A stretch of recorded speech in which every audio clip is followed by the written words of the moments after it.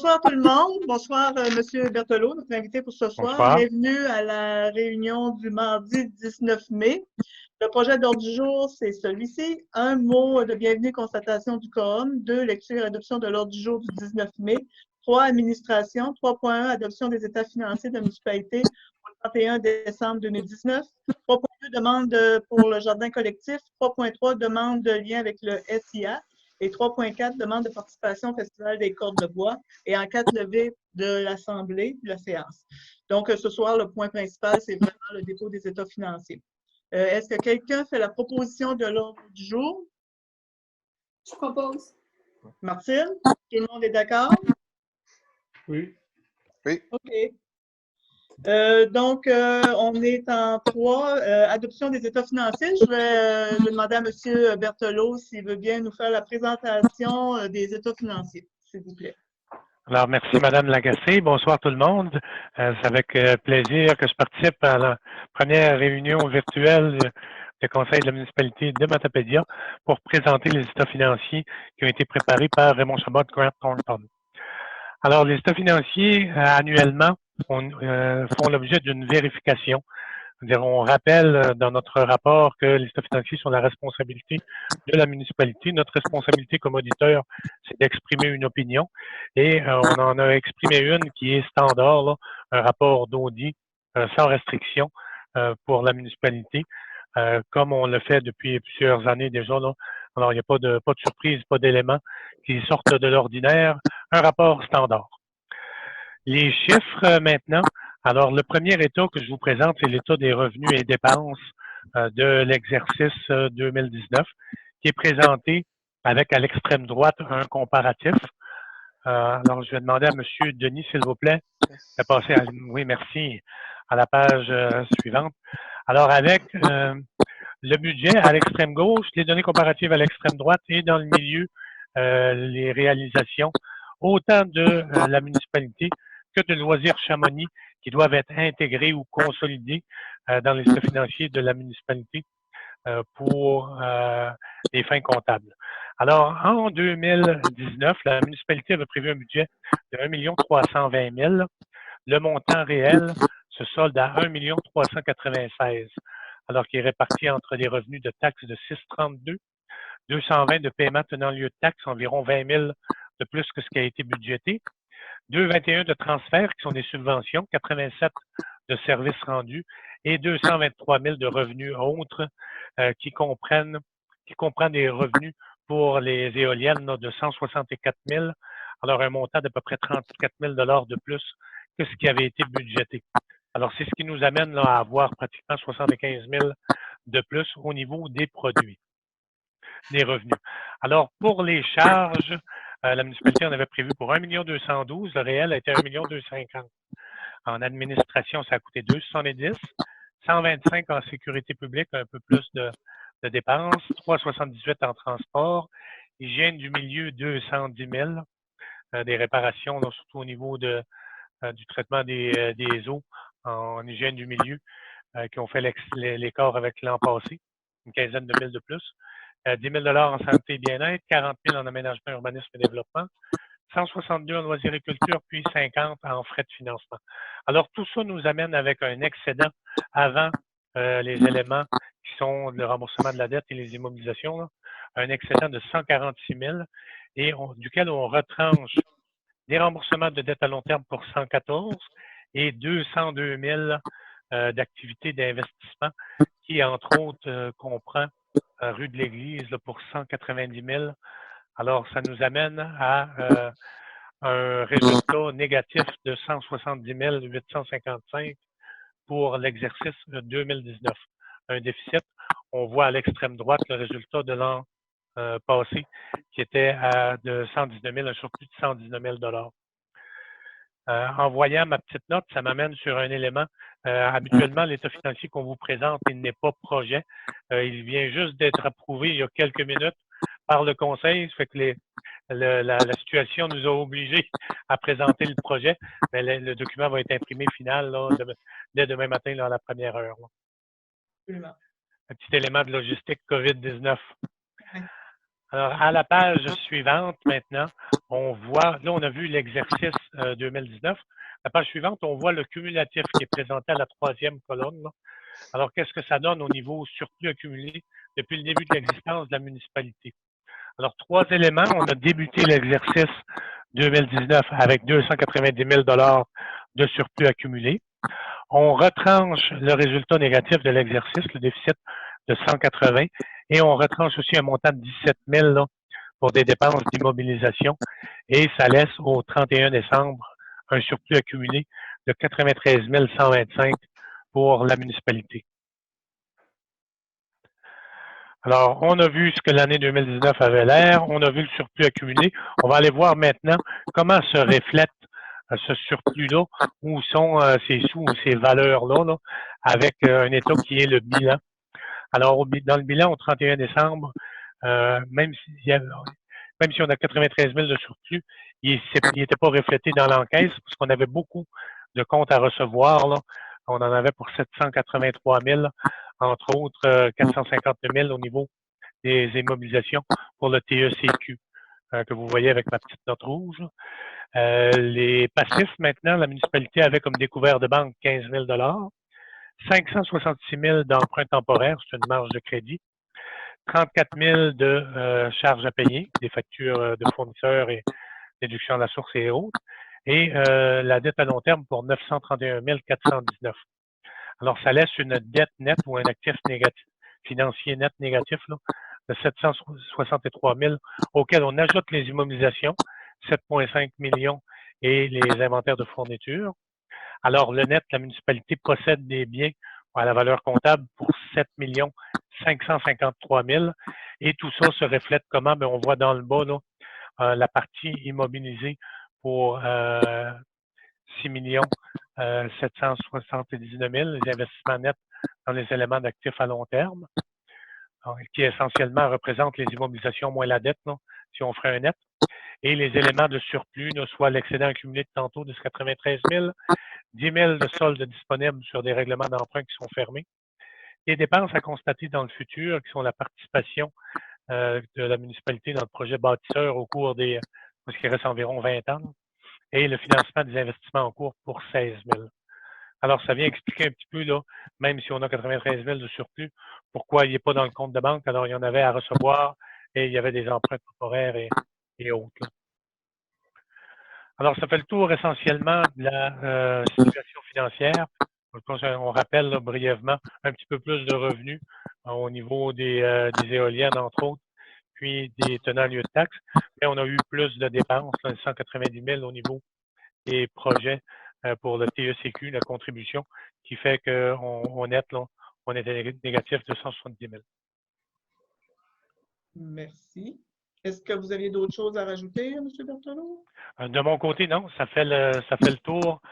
Si ça, l'état financier sera disponible là, demain, comme je disais, pour les gens, si vous fournissez des copies, ce ne sera pas la copie de projet, bien sûr. Voilà. Je voudrais peut-être préciser, étant donné que ça semble gros comme déficit à 170 000, mais c'est le projet de la rue de l'Église. En 2018, on était arrivé avec un surplus de tout près de 120 000. C'est que les factures de ces travaux-là qui avaient lieu en 2018 comme travaux, les factures sont arrivées en 2019. Donc, dans le fond, le surplus de 2018 n'était pas vraiment réel parce que c'était des sous qui étaient pratiquement tous affectés à ces travaux-là, plus des directives de changement. Mais j'inviterai les citoyens, si ils ont des questions sur le rapport financier, à communiquer avec moi ou avec Geneviève à la municipalité. On va essayer, dans la mesure du possible, d'y répondre. Sinon, ben, on se référera à vous, M. Berthelot, ou à un de vos comptables au bureau pour avoir les réponses les plus justes pour les fournir à nos citoyens. Excellent. Ben, je vous remercie beaucoup, M. Berthelot. On vous libère. Un gros merci, c'est gentil. Puis une bonne fin de réunion à tous. Ben, merci. Au revoir. Bonne fin de soirée. Au revoir. Bon, est-ce que ça va pour tout le monde? Oui. Oui. Est-ce que quelqu'un fait la proposition de ces, parce qu'on va le faire officiellement ce soir, même si on a les documents demain, probablement dans le courant de la journée. Est-ce que quelqu'un fait la proposition de ce dépôt des états financiers? Je propose. Serge? Tout le monde est à l'aise avec ça? M. Oui. Berthelot avait répondu à vos questions en réunion de travail. Oui. S'il y a d'autres choses qui vous viennent en cours de route, gênez-vous pas, on va se faire un plaisir de soit essayer de vous répondre ou soit de communiquer avec le bureau comptable pour avoir la meilleure réponse possible. Donc, on est rendu à 3.2, demande pour le jardin collectif. Là, on n'a pas Geneviève, c'est elle qui avait un peu plus l'information. Je ne sais pas si elle a eu un chiffre. Non, excusez, je suis en train de me tromper, là, je crois. Non, je pensais au jardin communautaire, c'est pas... C'est des... Geneviève, peux-tu m'envoyer un petit mémo? On s'excuse parce que Geneviève ne peut pas se brancher, qu'on a juste ça en... Mais elle a écrit non, Jocelyne n'a pas répondu. Ah, OK, bon, mais c'est ça. OK. Donc, finalement, c'est remarqué jardin collectif, mais c'est le jardin communautaire. On a eu une demande parce qu'il y avait, il paraît que certaines années, la municipalité avait fourni des petites choses, soit le rotoculteur, ou en tout cas, il y avait des choses. Je sais que il y a quelqu'un qui a passé, là, la terre a été travaillée, là. Mais on a demandé à Justine, c'est quoi qu'elle avait besoin essentiellement, qu'est-ce que ça avait comme valeur chiffrée, puis on n'a pas eu la réponse aujourd'hui. C'est une demande qui nous est arrivée à la dernière minute, là. Donc, c'est le jardin qu'on retrouve à côté de Place Saint-Laurent de l'Église, là. Juste côté, en arrière du centre d'action bénévole.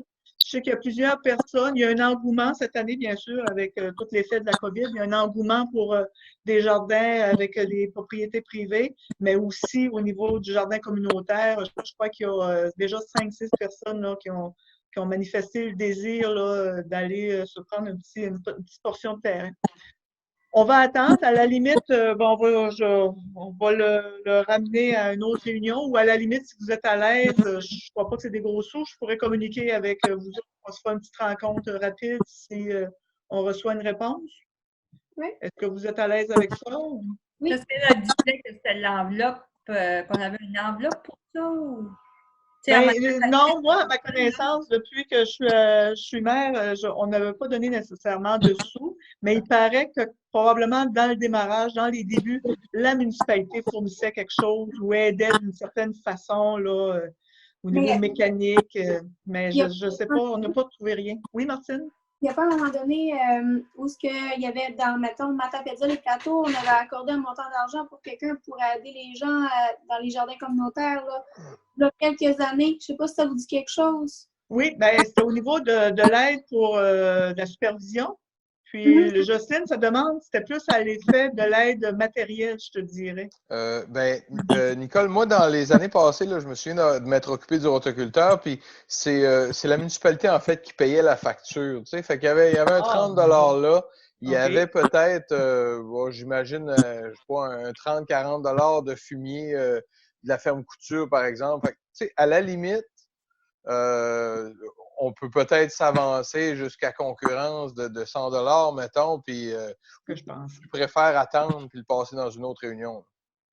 J'ai lu le courriel de Jocelyne aujourd'hui, puis je suis totalement à l'aise avec ce qu'elle a demandé. Donc, ce soir, si je comprends bien, tout le monde semble à l'aise. On peut se débloquer un budget de 100 par exemple, parce que je crois qu'il y a des choses qui ont été faites. Tu disais au niveau du rotoculteur, ça a été fait. Là. On peut se dire qu'on vote un budget jusqu'à concurrence de 100 dépendamment des besoins. Oui. Correct. Oui. Moi, je suis d'accord aussi. OK. Comme quelqu'un a fait la proposition, donc un budget à concurrence jusqu'à 100 puis on verra avec Jocelyne c'est quoi ses besoins réels. Si jamais ça dépasse un petit peu ça, ben, je vous reviendrai là-dessus. Là. Okay. Donc, on bloque jusqu'à 100 Quelqu'un a fait la proposition? 3 fois, oui. Ryan? Est-ce que ça va, Geneviève? Tu nous suis toujours? Oui? Dis-moi un petit oui sur le... Oui. Oui, parfait. OK. Donc, 3.3, demande en lien avec le SIA, Sentier international Appalachien. Vous savez que ici, c'est la porte d'entrée du sentier, de notre portion du sentier Appalachien. Il manquait un petit peu d'amour. Là. Il y a un projet pour un petit peu rehausser les équipements, remettre un petit peu à niveau. Puis, c'est parce que c'est sur les terrains de la municipalité. Dans le fond, ce qu'ils veulent, c'est notre accord. En réalité, quand on monte en face de la pharmacie, vous voyez une espèce de petit abri. Ça a été c'est réparé. Il y avait des petits problèmes là, au niveau de la structure. Ils sont en train de réparer ça. Il y avait une toilette sèche. Quand on montait à notre droite, il y avait l'abri. À notre gauche, il y avait une toilette sèche. c'était pas très beau, c'était pas le fun. Là, ce qu'ils veulent faire, c'est de prendre cette toilette-là, la déménager comme en arrière de l'abri, où on aurait un accès pour un camping, une plateforme à camping. Donc, moi, je pense que ça, c'est un plus. Puis, l'entrée du sentier, ils sont en train de faire une arche de préparer une arche avec 2 troncs d'arbres. C'est Pierre Damour, qui est l'artiste en arrière de tout ça, là, pour signifier l'entrée du sentier comme tel. Tant qu'à moi, ce n'est que de l'amélioration. Il n'y a rien vraiment qui va être changé complètement sur notre terrain, à part de l'arche qui est installée à l'entrée et de la toilette sèche qui va être relocalisée en arrière de l'abri. Là, on va moins la voir. C'est du plus. Là. Serge, avais-tu des choses à rajouter? Toi, tu avais été aussi en haut, là? Non, effectivement, là, les arches avec les bio, ça regarde bien, là. Oui, je pense que ça va être quelque chose d'intéressant. Ouais.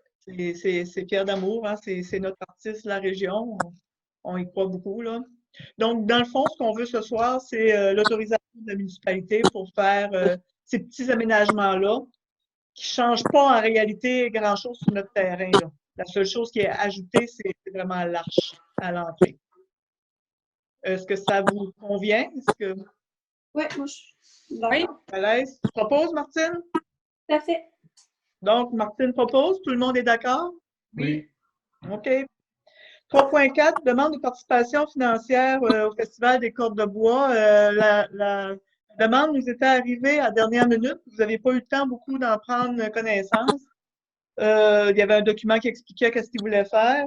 Bon, on ne sait pas les fins de détail, dépendamment si on a encore des restrictions au niveau de la COVID, que je crois que oui, on va avoir encore cet été, ou dépendamment de ce que la santé publique va nous indiquer.